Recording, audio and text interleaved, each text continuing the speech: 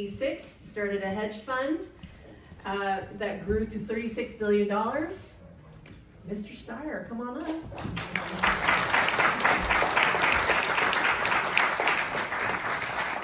See, I told you this is going to be rapid fire, so I hope you have some pen and pencils and paper ready. Take notes. Started a hedge fund, left that 15 years ago to turn to a life of public service. You funded ballot measures, youth political engagement projects, and a nonprofit community bank. I think for most people, sometimes the question about Tom Steyer is why. So why did you leave a successful industry, something that you had created from scratch, super, super successful, making you very, very wealthy? Why did you leave that? So, yeah. Do you hear me? Yeah. So the question about why I did it actually is the question is why did I start the company? Because if you actually know my family, you'll understand that my family is actually about service and not about business. So that my mom was a teacher in public schools and in prison. My dad was a Navy vet. My wife is sitting over there, standing over there. Dad, we actually have a seat for you over here if you'd like to come and sit. And she spent 40 years as an activist for economic and environmental justice. My brother has spent 40 years as an advocate for at-risk kids. So the real question to ask is, what inspired me to start a business in the first place, since no one in my family has ever been in business? And I'm not sure the answer to that question. But what I do know is I ran it for 27 years, and it was more successful than I could have imagined, and I was desperately unhappy.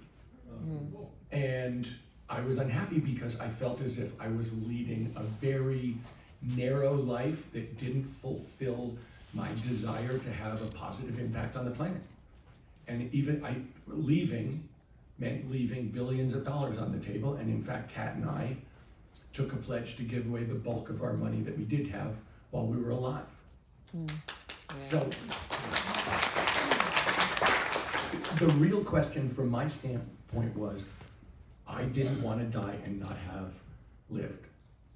And living meant, for me and for our family, participating in the community, contributing, giving back, in a simple metaphor, leaving the campsite better than you found it. And I felt like, why would it be a success to have a big fat balance sheet and have done things? I just felt like it wasn't going to serve, it didn't serve me. And in fact, the more I saw of it, the less happy I was. And if you understand my campaign, I mean, we talk about affordability, and it is about the fact that Californians can't afford to live in California. But underlying that is the point that working people have basically been getting screwed for 45 years in California and across the United States. And so my campaign is about that, but that's actually the reason that I walked away from my business, was because I felt like that is not what I think of as the life that I wanted to lead. That is not the person who I want to be. Those are not the values that I want to live out and espouse. And so for me, this campaign, the ability to connect, I mean, I took on a whole bunch of stuff in the interim. I'm sure we'll talk about it. Well, we only have 15 minutes. Okay, so I'm gonna go on, but that's the real point is, for me, the value that I wanted out of life, a lot of it came from our family, a lot of it came from the people I love, but it also came from being a useful person, giving back, being of service in a way that when I think about myself, I can be proud of myself. That's very admirable. So why does that now turn into you wanting to run for governor? What do you need to, why do you need to be governor if you can, affect things through the ballot measure, the ballot process, do your own nonprofit engagements? Why being governor? So obviously we're at a crisis in this state and in this country, but I think I want to define that crisis a little more clearly, which is this. I see this crisis as a very straightforward struggle and fight between what I think of as extraordinarily rich special interests and working people. And I look at it and my feeling is, I have taken on the special interest multiple times at the ballot box in props, oil companies, tobacco companies, and out-of-state companies not paying their state income tax. And I won every time. But the point is, everybody knew they were doing it. Right now, at least I'm trying to get people to know, I'm guaranteeing that we're gonna go after a corporate real estate tax loophole that's worth over $20 billion a year to California. It's just a loophole. But in order to do it, you're gonna have to take on people who are not paying $20 billion worth of state tax every year, and they like not paying that. And the tobacco companies like not paying taxes. And so you said, why do I think it's me? I don't owe anyone anything. I'm absolutely committed to the idea that working people need a better deal very broadly. And I'm willing to take on very well-funded special interests who are not going to like me. I'm talking about introducing competition to our electric monopolies. They don't like me. And you've got to be willing not to take the money and to be willing to stand up to them and really push back. And that's what's going on in this election, and that's why I'm running. Okay, so we can clap, it's okay. So let's talk about those big corporate interests and CEOs in the state that make a lot of money. What do you think about the CEO tax that is going to be on the ballot? So I'm not sure, that's not normally how people refer to it. Some people refer to it as the billionaire tax. Billionaire tax, yes. Okay. Look. Sorry, we have a different CEO tax. I know, that's why I was just trying to get it right. Billionaire tax, we're talking about the whole state. So, look, we are short, particularly because the Trump administration has thrown 1 to 3 million people off Medi-Cal who still will need health care. We are going to be very short of money in the foreseeable future. That's one of the big reasons, but not the only reason, I'm proposing closing this tax loophole on corporate real estate, because we need the $20+ billion. The billionaires tax is specifically designed to respond to this need, and there is a real need, and they are doing something that actually does respond.